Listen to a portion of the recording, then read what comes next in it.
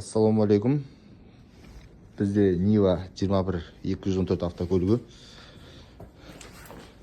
Жалоба. Щиток прибор жанбайды. Панель прибордан ешқандай подсветка жанбайды. Қосамыз, бізде индикация жанып тұр.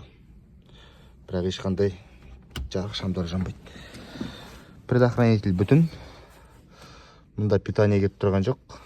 Бізде схема бойынша осы ақ проводқа питание келу керек, габаритті қосқанда.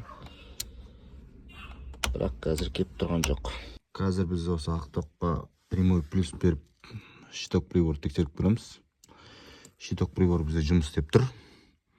Яғни бұл ақ тоқты схема бойынша қуалаймыз. Бізде схема бойынша кнопкадан бірінші предохранительге барады. Предохранительден резисторге келеді, яғни реостат. Оған предохранительден екі қоңыр тоқ арқылы келеді. Сосын ақ тоқпен шығып кету керек. Бізден қазір резистор істен шыққан, сондықтан бізге ақ тоққа плюс шықпай тұр.